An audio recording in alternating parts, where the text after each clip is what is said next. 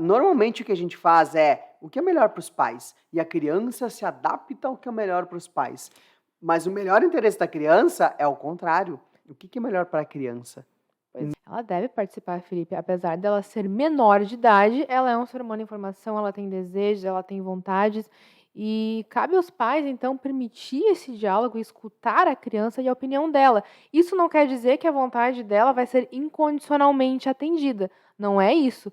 Por que, Yasmin? Se a criança não ajuda a decidir agora, o que acontece? Ela vai se tornar um adulto frustrado, um adulto com medo de tomar decisões e muito provavelmente vai ser aquela pessoa que vai sair da casa dos pais com 40 anos, não vai. Mesmo que uma decisão seja tomada, a opinião dela deve ser ouvida. Entende? Quando tu ouvir a opinião dela, mesmo que tu negue, tu vai dar uma justificativa. Olha, nós conversamos, eu não vou te dar esse brinquedo por esse motivo. Olá, ilustres, tudo bem? Aqui é o Felipe Barbosa e a doutora Yasmin. Hoje no nosso podcast nós vamos tratar sobre a tomada de decisão na vida das crianças. Será que elas devem participar nas escolhas da sua vida ou os pais até os 18 anos simplesmente escolhem por si? Esse é o nosso tema de hoje. Fiquem ligados.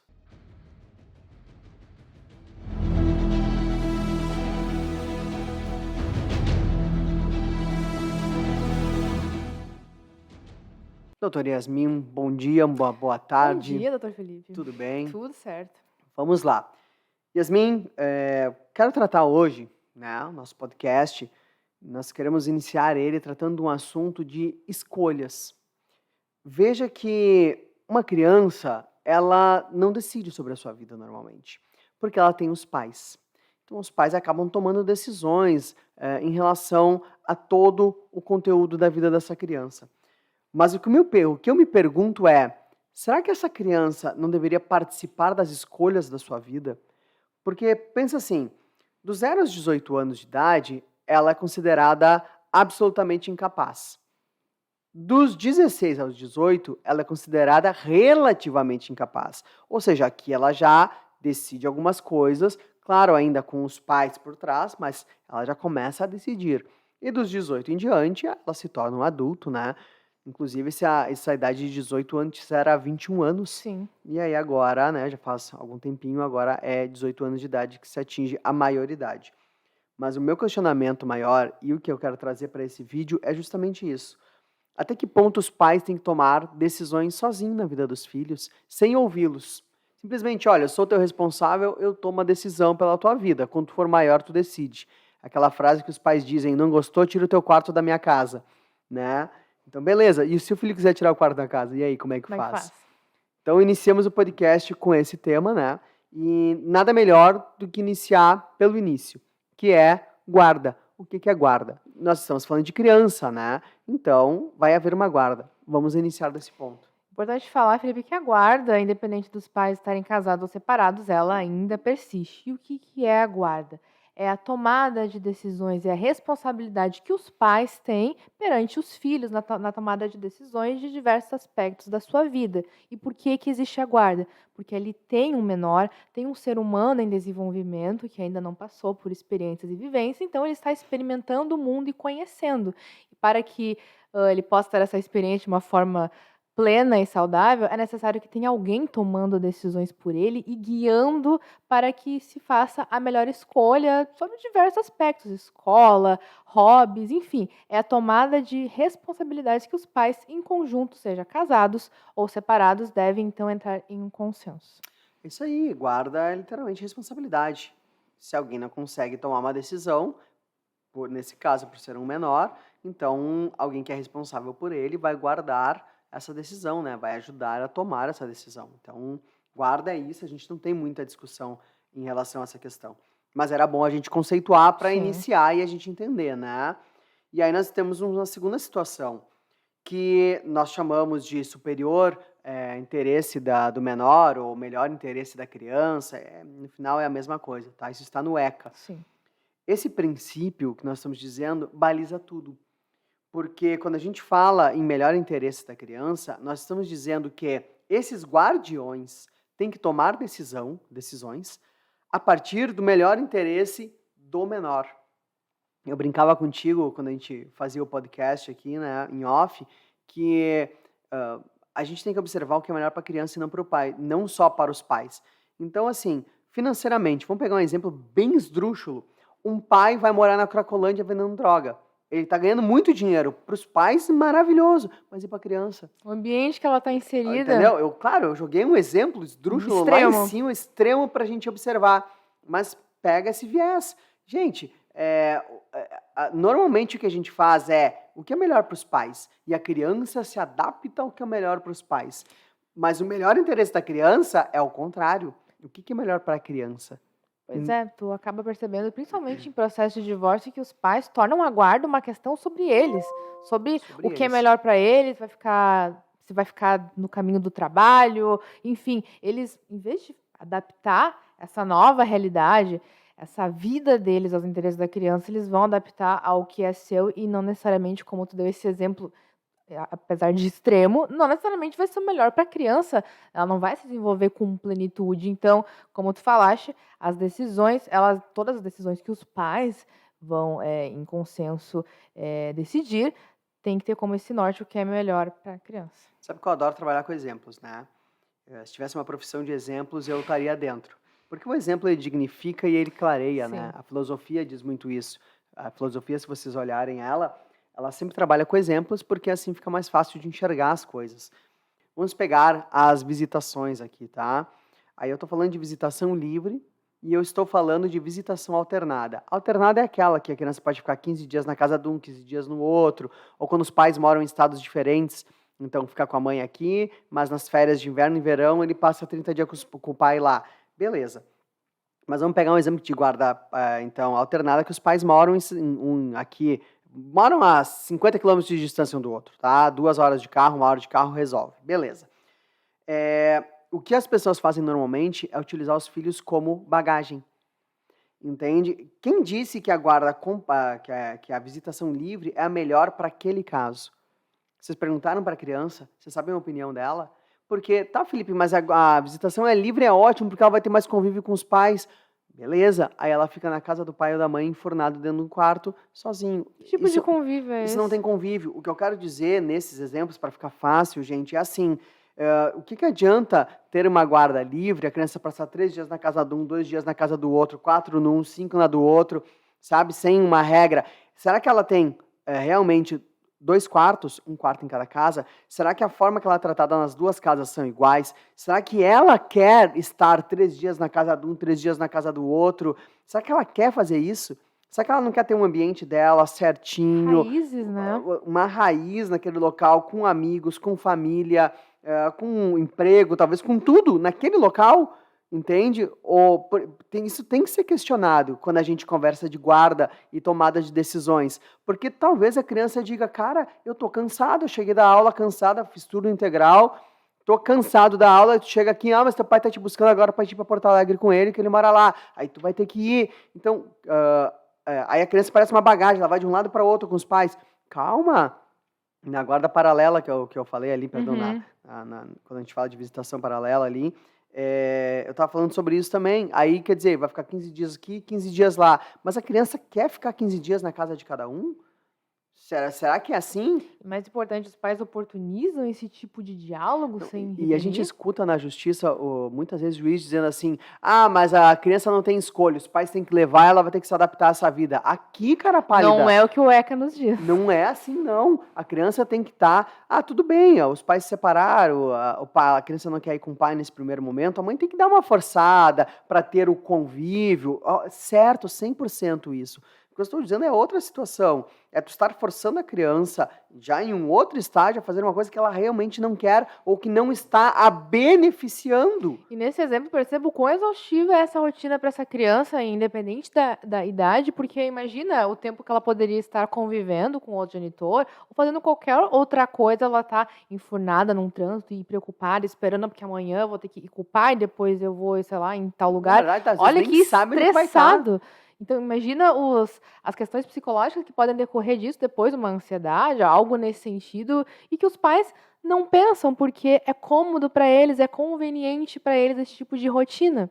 O que tem que ser feito é sentar e dizer, beleza, o que que é bom para a criança? Isso, tá, agora vamos adaptar a nossa rotina. Exatamente. Então, eu prefiro ter uma guarda quinzenal, mas naqueles 2 dias, 3 dias que o pai fique com a criança, ele realmente esteja de corpo e alma com ela, do que fazer uma visitação livre, que ele vai buscar só protocolarmente, porque é obrigatório, porque foi combinado assim. Mesmo que a visitação fosse livre e o pai tivesse essa atitude com o filho, tem que ver se para o filho vai ser bom. Então, isso tem que ser visto. E aí, né, chega no assunto que nós conversávamos. E a criança, ela vai opinar sobre isso ou não, né? A criança tem que participar dessas decisões? Ela deve participar, Felipe. Apesar dela ser menor de idade, ela é um ser humano em formação, ela tem desejos, ela tem vontades. E cabe aos pais, então, permitir esse diálogo e escutar a criança e a opinião dela. Isso não quer dizer que a vontade dela vai ser incondicionalmente atendida. Não é isso. O que que esse princípio do superior interesse do menor preza?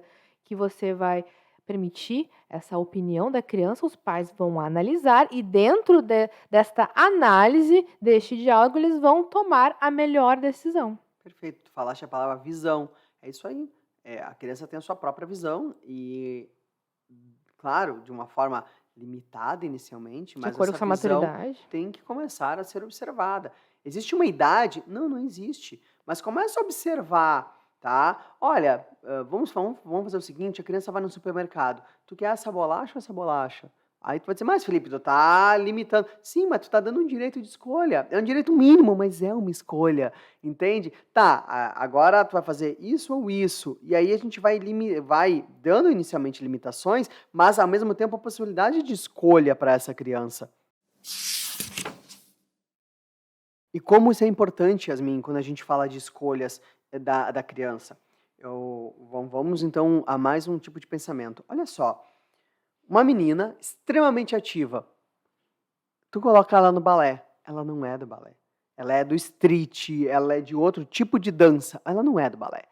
Tu perguntou para ela se ela queria ser do balé, talvez ela até esteja, entre aspas, gostando, ou tá ali porque as amiguinhas estão, mas tu olha para ela e tu enxerga que ela não é daquele meio, porque ela é agitada. A professora do balé vive mandando um recadinho na agenda dizendo que ela não consegue se comportar, que ela não para quieta, e tu insiste no balé com a menina. Ela não é do balé. Ela está se frustrando naquele local. Ela gosta de dançar, mas não é o que ela quer dançar. Só que ela não sabe que existe outros tipos de dança. Tu é adulto, tu sabe? Então, nós temos que observar essa estrutura de vida para ver realmente, tá, mas minha filha gosta de balé ou eu gosto de balé? Muito importante essa Né? observação. O meu filho gosta de direito ou eu sou um Frustrado que não frustrado que consegui. não consegui fazer? Porque, né, normalmente os pais querem que os filhos façam o que eles não conseguiram fazer. Então, o filho está lá formado em direito, advogando, e ele detesta advogar. Mas, né, era o sonho da mãe dele ou do pai dele, enfim. Muitas vezes o pai quer dar uma festa de 15 anos para a filha, ou a filha que a mãe não teve, mas a filha, na verdade, queria uma viagem, queria fazer outra coisa. Então, percebe como às vezes os pais vão tolhendo o direito de escolha dos filhos para impor aquilo que eles querem, ou acham que os filhos querem. Aqui é a diferença entre interesse dos pais e interesse dos filhos.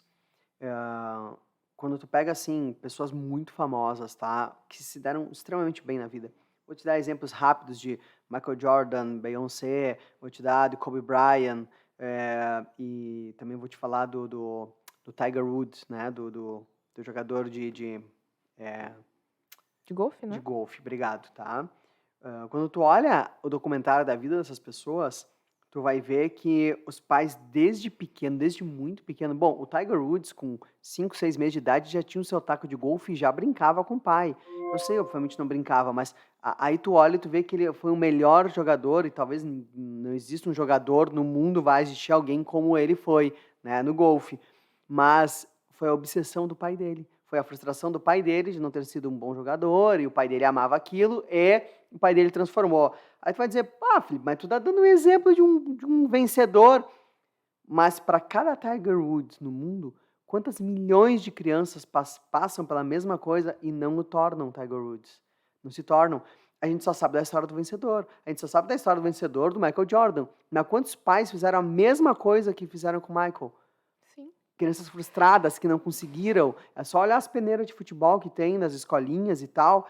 Quantos frustrados para conseguir passar 1 ou 2, uma peneira de 200 passa 2, passa 3, e aqueles 197 que não passaram? Você tem suficiente, sabem que acham que não consegue as coisas por causa dessa obsessão dos pais. Olha o estrago que pode fazer no Olha emocional o de uma ego. criança. O ego. Olha o ego dos pais de dizer, eu quero isso para o meu filho. E aí ele decidir o que o filho quer e sem saber se o filho realmente quer aquilo. Sem muitas vezes perguntar se Sem quer. perguntar, simplesmente ele vai fazer à vontade. Eu dei um exemplo pequeno do balé, eu dei exemplo de agora já maior, de profissão, né? Mas em tese a gente tem que tentar tirar o nosso ego, porque os nossos filhos nos copiam. Eles copiam o que a gente gosta, o que a gente quer ser, o que a gente é. Então, mas a gente tem que dar liberdade para eles, dentro do limite, deles começarem a progredir em decisões familiares.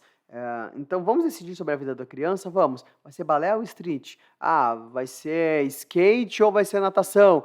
O que tu acha, meu filho? Daqui a pouco põe nos dois, se tu tiver condição financeira, mas tenta começar a dar oportunidades dessa criança decidir.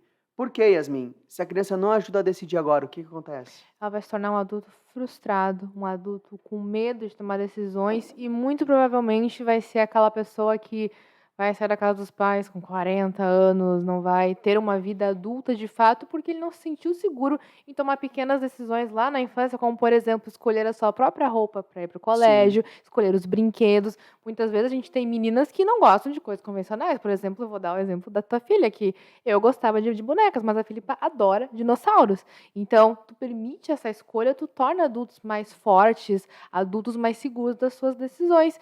Então, é essa a problemática que os pais não conseguem entender, porque tudo começa na infância, né, Felipe? Tudo na Então, infância. se tu não permite essas micro decisões que ao longo do tempo vão progredindo, agora ele escolhe a roupa, mas daqui a pouco, daqui a alguns anos, ele vai escolher, ai, pai, eu quero fazer um curso de, por exemplo, belas artes, e o pai quer que ele faça engenharia, entende? São essas decisões que os pais têm que permitir e ouvir o filho para que então ele se torne um adulto completo e desenvolvido. Não estamos dizendo que porque a criança falou, tu tem que obedecer.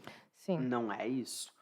Nós estamos dizendo é entender a vontade. Tu deste o exemplo da Filipa, então eu sigo nele, né? A Filipa gosta de dinossauros, ela é enlouquecida por dinossauros.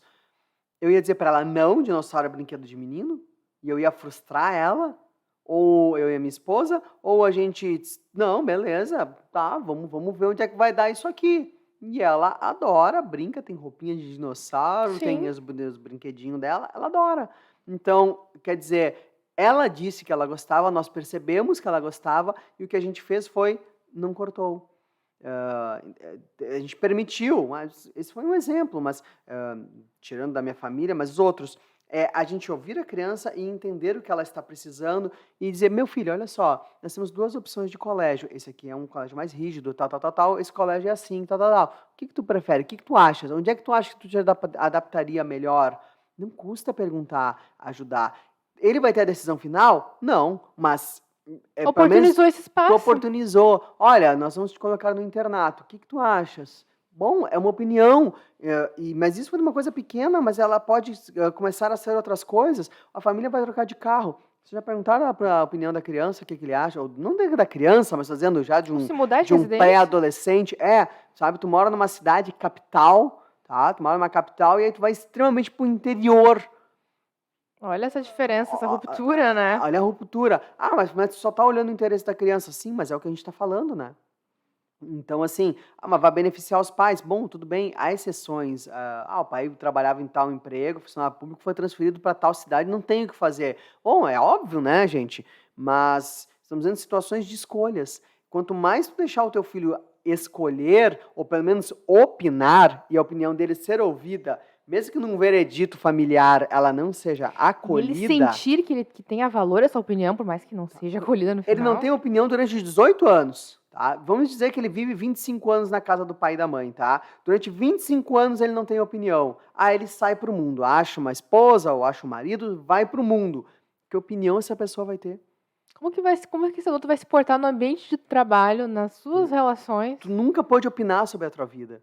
Então, tu nunca decidiu as tuas coisas. Tu sempre fez tudo o que a tua casa... Tu seguiu Ordens. a forma da tua casa. E agora? Como é que faz? Seguindo nessa linha, Felipe, tem outra situação que é importante comentar. A diferença entre tu guiar os filhos e tu escolher por eles, tu impor a tua decisão, a tua opinião. Tem uma diferença. Como a gente falou, é importante você estar atento ao que o filho gosta, conhecer o seu filho, buscar entender como que funciona o mundo dele. Por exemplo, a tua filha gosta de dinossauros. Tu não vai escolher por ela, né? Agora tu vai brincar só de Barbie ou de casinha. Tu guiou a escolha dela, tu deu a oportunidade dela dizer, manifestar o que ela quer e escolher, e a partir disso ela viver essa escolha. Eu gosto de dinossauros, pai, é isso. E então tem essa diferença, tu não vais impor a tua opinião porque tu vai estar oprimindo essa pessoa e quando ela virar um adulto, ela vai ser uma pessoa, como nós falamos, sem opinião e vai sempre precisar que alguém tome as decisões por ele e ela vai buscar nos relacionamentos essa figura de autoridade. E até onde os pais devem... Deixa eu até te dizer só uma Ah, coisa. Para que tu falou e me veio uma frase assim. Quem nunca ouviu na sua infância o por que não? Mas mãe, por que não? Por que não, por não? que não?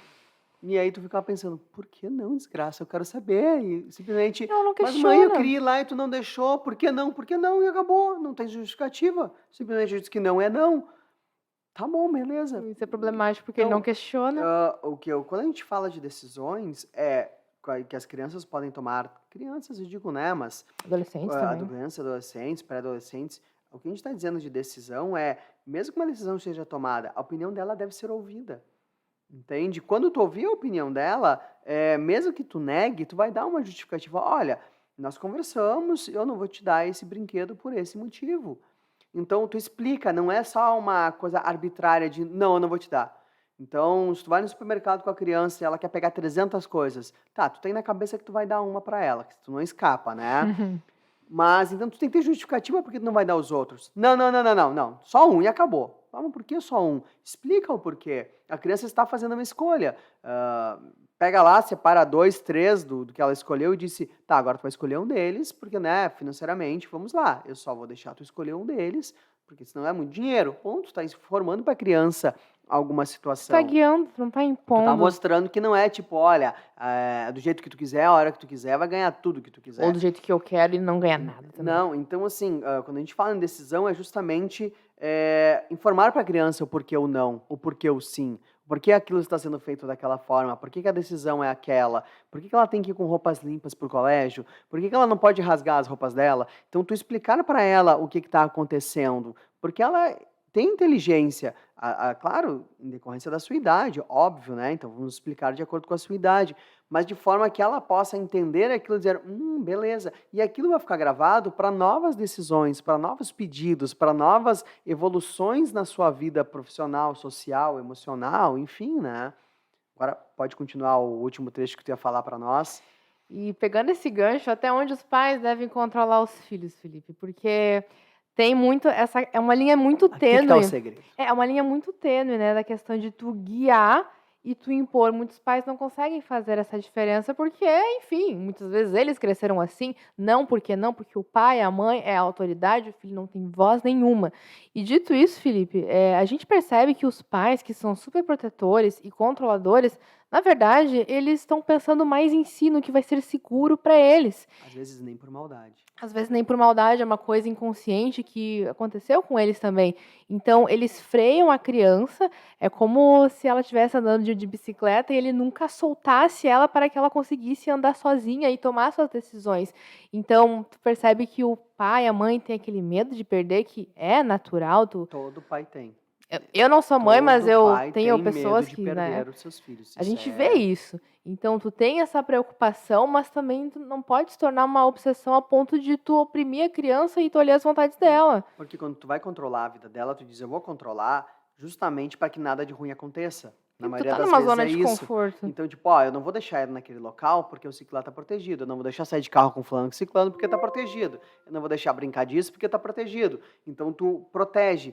Tu cria uma casca para proteger. Mas o que tu não tá percebendo é que tu tá te protegendo, não a Sim, criança. a criança tu tá privando de viver coisas. E tu, como criança ou adolescente, quando tu era, tu queria fazer aquilo, tu queria experimentar, tu queria viver a tua vida. Claro, com segurança, né, gente? Com Eu não tô, responsabilidade, não, sim. vai no oba-oba. Não, claro Não. que não, mas tô te dizendo, soltar faz parte. Sim, né? então é uma linha muito tênue. Então, até onde vai o controle dos pais? Até onde eles conseguem perceber que o filho consegue, claro, dentro do seu nível de maturidade, se virar e ele pensar, poxa, a partir dali meu filho consegue pedalar sozinho. Então, acredito eu que cabe aos pais fazer essa análise e deixar um pouco de lado esse ego de, nossa, eu tenho medo de perder, aqui tá seguro, então vou privar dele ter uma vida, de botar na casa do amigo, do avô, enfim, ter essa noção. Eu gosto muito do exemplo da bicicleta, porque a gente consegue ver exatamente a diferença de controlar e de guiar. Sim. A gente controla no início. Então a criança tá andando na bicicleta, tu tá segurando o banco e correndo do lado, né? Sem rodinha, tá? Tá andando sem rodinha. E aí tu tá segurando. Ah, tá indo, tá indo. No que tu consegue perceber que ela tá andando, tu começa a soltar um pouquinho mais, tira a mão um pouquinho, daqui a pouco segura de novo, já opa, segura mais um pouquinho, até que, ó, já consigo ficar 10 segundos sem segurar, já consigo ficar 1 minuto sem segurar. E aí daqui a pouco tu vai começar a te afastar e vai deixar ela aí, tu já vai correr mais longe, até que uma hora vai chegar um momento que tu vai parar e tu vai olhar e tu vai ver a criança andando, tu vai dizer, conseguiu.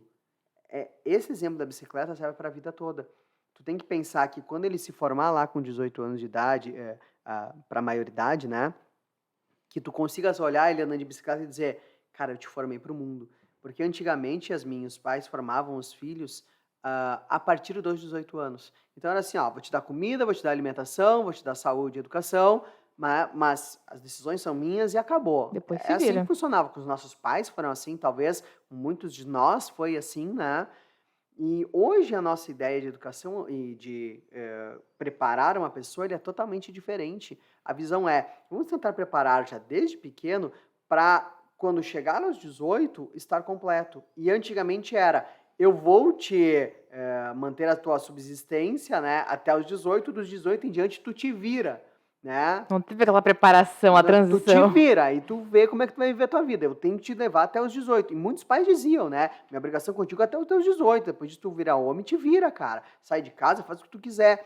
Mas nós conseguimos enxergar que talvez a gente tenha que voltar lá no início e vir desde o início ajudando, preparando. E quando chegar lá nos 18, 20 e poucos que precise, a gente diga, tá, agora vai com a tua bicicletinha, nós vamos estar aqui sempre te ajudando, te apoiando, dando opiniões. Sempre que tu precisar, estaremos aqui, né, Vai lapidar um de diamante. reforço. Mas você agora vai seguir sozinho. Vai lapidando o filho conforme os tempos passam. Óbvio que não é fácil isso, né? Imagino. Mas também, se tu não tentar, tu não vai conseguir. Essa é uma grande regra que nós temos que pensar, né? Yasmin, nosso assunto é bem interessante. Não teve nada a ver com direito, mas ao mesmo Poucas tempo, pinceladas. tem tudo a ver com direito. Porque a gente vê isso nos processos de guarda, E é o dia a dia, né, Felipe? sabe? Vê os pais se matando no processo de guarda lá, querendo estipular a visitação assim, assim, assado. E essa frase eu li em algum livro, acho que foi do Rolf Madaleno, mas eu li num livro que dizia exatamente isso, que às vezes os pais consideram os filhos apenas como se fosse uma bagagem. Leva para um lado e para o outro e azar do filho, né? Ele que se vire para Ele que viver. lide com as consequências depois. E não, é mais do que isso, né? Só que tem que tentar encaixar o melhor interesse dessa criança com o melhor interesse dos pais. Tentar fazer com que essa união funcione, porque o importante é a evolução da criança. Gente, mais um podcast vencido, né? Já temos bastante. Olhem os nossos outros, tem outros vídeos sobre guarda, Bastante alimentos, conteúdo. sobre inventário. Temos uns textos motivacionais muito legal. Temos um livro escrito sobre Sobre luto. morte e luto. Então tá tudo no nosso Instagram, no nosso YouTube. E obrigado por estar assistindo esse nosso podcast e os outros também. Qualquer dúvida, qualquer pergunta, deixa aqui embaixo que a gente tem o maior prazer, eu e a Yasmin, é sempre um de nós dois que responde. Sim. Teremos o maior prazer de conversar com vocês. Um grande abraço, pessoal, Yasmin. Um grande abraço e até o próximo. Até o próximo.